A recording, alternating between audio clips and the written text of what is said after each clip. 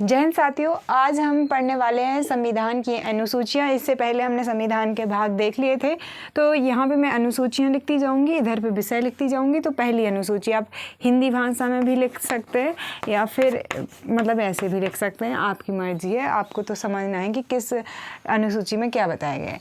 तो सबसे पहले जो अनुसूची है, पहली अनुसूची, उसमें राज्य और उनका न्यायिक क्षेत्र और संघ और उनका न्यायिक क्षेत्र यानी कि यूनियन टेरिटरीज़। तो अगर मैं संघ क्षेत्र लिख दूँ या यूनियन टेरिटरीज़ तो एक ही बात है, ठीक है। इनके नाम की बात की गई है। तो अभी वर्तमान में आपको मैं इससे पहले ज्योग्राफी का अगर आपने वीडियोस देखे होंगे, प्लेलिस्ट देखे होंगे, तो पूरे राज्य राजधानी पढ़ा दी है। वहाँ पे संघ यूनियन टेरिटरीज़ भी मैप के साथ में पढ़ा दिया है, तो वो वीडियो देख लीजिएगा। इसके लिए अगर आर्टिकल की बात करें तो 1 और 4 आर्टिकल्स यहाँ पे हम उतने नहीं देखेंगे। हमारा पूरा फोकस होगा अनुसूची और उसके विषय पे। फिर जब हम उसी आर्टिकल पे पहुँच जाएंगे तो हम बात कर लेंगे कि देखो इसको अपन ने इस अनुसूची में पढ़ा था, ठीक है। अब दूसरी जो अनुसूची है वो कहती है किसके बारे में, वेतन के बारे में। तो एक आदमी आप याद रखो कि एक कोई भी राज्य का एज्यूम कर लो, जैसे कि यूपी कर सकते हो, एमपी कर सकते हो, कोई भी कर सकते हो। तो उसके एक हाथ में, क्योंकि इसका एक हाथ सा दिखाई देता है, तो एक हाथ में क्या है, इसके में पैसा होगा, तभी वो दूसरे हाथ में क्या करेगा, शपथ लेगा दूसरे हाथ से कि देखो। तो ऐसे थोड़ा सा ऐसा एमपी का जो वो है, तो ऐसे हाथ से आ जाता है, इसलिए मैंने एमपी ले लिया है। तो वेतन के बारे में बताई गई है। किसकी वेतन के बारे में बताई गई है, तो सबकी वेतन के बारे में बताए गए हैं, ठीक है। तो वो जैसे राष्ट्रपति, राज्यपाल, लोकसभा के अध्यक्ष, राज्यसभा के, ये सब के बारे में। फिर जो तीसरी अनुसूची है उसमें बताया गया है किसके लिए, मैंने बताई है कि एक हाथ से पैसे दो तो दूसरे हाथ से शपथ ले लेंगे। ऐसे करके आपको याद रख लेना है कि शपथ, पहले पैसा मिलता है फिर शपथ। तो दूसरी और तीसरी में कन्फ्यूजन नहीं होगा, पहले मनी फिर उसके बाद में हम काम करेंगे, ठीक है। तो इधर मच्छर ने मुझे बहुत, देखो तो खतरनाक तरीके वाला इधर डेंगू टाइप मच्छर है, ठीक है। तो शपथ की बात कर ली हमने। शपथ में जो है जितने भी संघ के मंत्री हैं, जितने भी उम्मीदवार हैं, तो उनकी शपथ के बारे में चर्चा की गई। भागनी अनुसूची 4 में बात की गई है राज्यसभा में सीटों का आवंटन।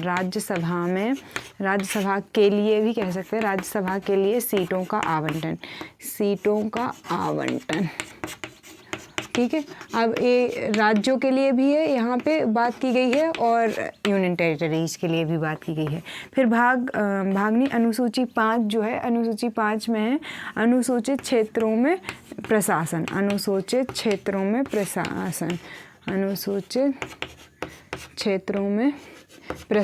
ठीक है। अब हम आर्टिकल्स देखेंगे जब हम पहुँचेंगे 244 तक, तो देख लेंगे, ठीक है।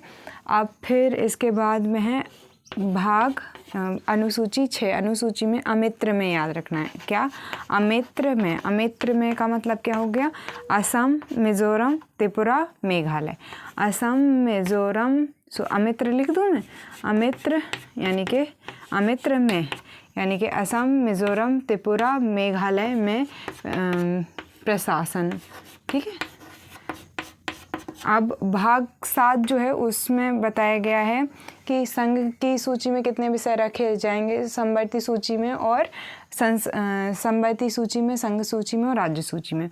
तो सूचियाँ बताई गई हैं, ठीक है। आर्टिकल जब मैं बताऊंगी तो मैं बता दूंगी कहाँ पे है ये, अभी आपको समझ में नहीं आएगा। संघ, राज्य और समवर्ती आपको याद करने में अलग से मेहनत करनी पड़ेगी, वहाँ पे समझाऊंगी तो आप इजीली कनेक्ट कर पाएंगे। तो अनुसूची 7 हो गई। अब अनुसूची 8 से चलते हैं, ठीक है। अनुसूची 8 यहाँ पे बना देती हूँ, है ना। अनुसूची 8 जो है ये क्या कहती है, संविधान में मान्यता प्राप्त भाषाओं के बारे में बताती है। अनुसूची 9 जो है वो जमींदारी और भू सुधार से संबंधित संसद के और विधानमंडल के अधिनियमों के बारे में बताती है। 9वीं अनुसूची जो है, इसको 9वीं अनुसूची के नाम से ज़्यादातर लोग जानते हैं, और विषय मैंने बता दिया है कि कौन कौन से रखे गए हैं। तो इसको 1951 में पहले संविधान संशोधन द्वारा जोड़ा गया था। 10वां जो है मतलब कि अनुसूची, उसमें दल बदल को रखा गया है, दल बदल को रखा गया है। इसको 1985 में 52वें संविधान संशोधन द्वारा जोड़ा गया था। 11वां जो है उसमें पंचायत को रखा गया है, और पंचायत को कब जोड़ा गया था, इनको डेप्थ में एक एक पार्ट में पढ़ना है, तो इस वजह से यहाँ पे हम धीरे धीरे से समझ रहे हैं।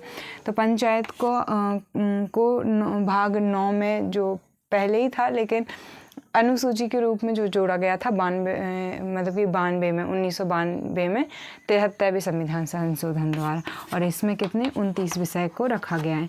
और 12वीं अनुसूची है नगर पालिका, और इसमें कितने भागों को रखा गया है, इसमें रखा गया है 18 भागों को, और ये 74वें संविधान संशोधन अधिनियम 1952 में जोड़ा गया था। तो ये थी पूरी की पूरी अनुसूचियाँ। क्या थी? अनुसूचियाँ। कम ऑन, अब एक बार हम रिवाइज करते हैं। आप आँखों को बंद कर दीजिए। देखिए, पहले मैं क्या कर रही थी, 40-40, 50-50 के मिनट के मैंने कुछ वीडियोस बनाए, लेकिन फिर ये वीडियो होते हैं 5-5, 6-6 GB के, तो उनको डाउनलोड करने में अगर बीच में ही प्रोसेस रुक जाता है तो फिर वो 3-4 GB तक गया, और अगर उधर ही रुक गया तो फिर वो फेल हो जाता है डाउनलोड, तो फिर उससे मुझे उतनी ही प्रोसेस करनी पड़ती है। तो अब मैं क्या कर रही हूँ कि छोटे वीडियोस रहेंगे, मतलब एक छोटे टॉपिक को एक छोटी वीडियो में बना दिया और प्लेलिस्ट मैंने जमा दिया, तो आप प्लेलिस्ट चेकआउट कर लीजिएगा।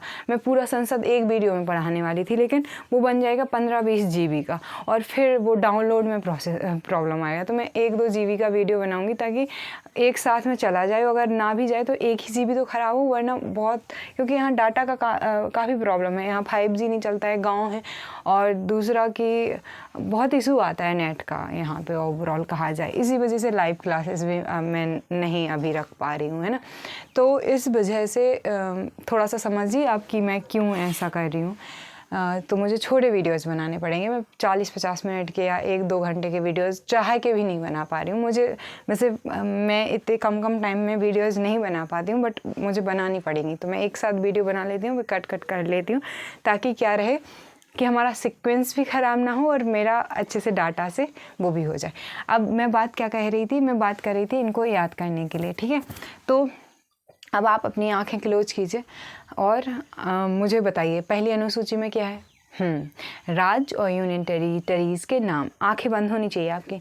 दूसरे भाग में क्या है, दूसरे में अपन ने MP को देखा था, एक हाथ से कोई पैसा दे रहा था तो दूसरे हाथ से वो शपथ ले रहा था। तो ये था हमारा दूसरी और तीसरी अनुसूची। चौथी अनुसूची कि जो MP राज्य है, इसको कहाँ कितनी सीटें मिली होंगी, क्योंकि हमने उसको ही एग्जाम्पल के तौर पे लिया है ना। तो कितनी सीटें राज्यसभा में मिली होंगी, ऐसे यूनियन टेरिटरीज़ को कितनी मिली होंगी। ये शपथ जो दिलाई है वो किस लिए दिलाई है, सीटों वीटों के लिए दिलाई है, ऐसा याद रखने के लिए बता रही हूँ, वैसे ऐसा कुछ है नहीं। अब एक आया जनजाति, दौड़ा MP में क्या है, सबसे ज़्यादा जनजातियाँ हैं। तो जनजाति वाले क्षेत्र में प्रशासन की बात कहाँ पर की गई है, भाग 5वीं अनुसूची में की गई है। भाग नहीं, 5वीं अनुसूची में की गई है। और जो अनुसूची 6 है, इसमें अमित्र, अब वो बोल रहा है, मध्य प्रदेश बोल रहा है कि अब मित्र नहीं रहे, तुम अमित्र हो, अमित्र में हो जाओ तुम मेरे लिए। किससे कह रहे हैं, असम से कह रहे हैं, मिजोरम, मेघालय और त्रिपुरा, ठीक है, याद करने के लिए ये सब कुछ, ठीक है। फिर जो केंद्र है और जो राज्य है उसके अपने अपने विषय हैं। तो MP कहता है कि जनजातियों के लिए मैं विषय बनाऊंगा या किसी भी चीज़ के लिए, और केंद्र कहता है मैं बनाऊंगा, और तो दोनों ही को मना के कह दिया जाता है कि हाँ दोनों ही बना लो। तो वो समवर्ती सूची, ये 7वां अनुसूची हुई। 8वीं अनुसूची में क्या है, MP में कहा कि भाषा कौन सी बोलें, बुंदेली बोलें, निवाड़ी बोलें, या फिर राजस्थान जैसी मारवाड़ी बोलें, या भोजपुरी बिहार जैसी भोजपुरी बोलें, तमिल जैसी तमिल बोलें। तो 8वीं में ऐसी भाषाओं के बारे में बताया गया है जो संविधान द्वारा मान्यता प्राप्त है। कितनी है, वर्तमान में 22 भाषाएं हैं। जब संविधान लागू हुआ था 1950 में तो कितनी 14 भाषाएं थी। फिर आ जाते हैं आप 9वीं अनुसूची में। 9वीं अनुसूची में भू सुधार और जमींदारी संबंधी जो भी संसद ने कानून बनाए हैं वो रखे गए हैं, संसद और राज्य विधानमंडल द्वारा। क्यों ऐसा किया गया है, क्योंकि देखो पहले ना ऐसा था कि ज़मीन लेना देना बहुत कठिन हो गया था, है ना। और फिर 10वीं अनुसूची में कि एक व्यक्ति कह रहा है, एमपी में हमने वो देखा था कि सीधा एक टाइम था, ऐसे ही हमने 3-4 राज्यों में देखा था उस टाइम पे, लेकिन ज्योतिरादित्य वाला केस बहुत हाईलाइट हुआ था तो सबको ही याद होगा, इस वजह से हमने एमपी का एग्जांपल लिया है कि एमपी में क्या हुआ कि एक इंसान अलग अलग हो तो क्या कह दिया जाता है कि दल बदल से तुम्हारी सदस्यता गई पार्टी की, लेकिन जब एक साथ में पूरे 1/3 पार्टी के लोग पार्टी छोड़ के जाते हैं तो उसको नहीं रखा जाता। तो ये जो दल बदल किया था ना ज्योतिरादित्य ने, वही दल बदल संबंधी जो कानून है, दल बदल की जो अनुसूची है वो 10वीं अनुसूची में रखी गई है। 11वीं अनुसूची में पंचायतें रखी हैं, जैसे मैंने बताया अभी कि लाइट नहीं है, मैं गाँव में रहती हूँ तो यहाँ पे पंचायतें हैं, यहाँ नगर पालिका नहीं है, नगर परिषद नहीं है, ठीक है। फिर ये जो चीज़ें मुझे देखने को मिली सबसे पहले लाइफ में, तो आपको कहाँ पे मिली होगी, आप बताइए कि आपने पहले नगर पालिका कहाँ देखा, तो दिल्ली मुंबई ऐसा याद करके आप नगर पालिका कह सकते हो 12वीं अनुसूची में। 11वीं अनुसूची में पंचायतें, तो ऐसे कुछ करके याद रख सकते हो, आप स्टोरी बना सकते हो। बाकी अगर आपको थोड़ा सा भी समझ में आया तो अच्छी बात है। तो कैसी लगी आपको वीडियो? नेक्स्ट वीडियो में हम बात करेंगे प्रस्तावना की, फिर भाग 1, 2, 3, 4, 5 ऐसे कंटिन्यू चलते रहेंगे। तो मिलते हैं नेक्स्ट वीडियो में। थैंक यू सो मच और जय हिंद।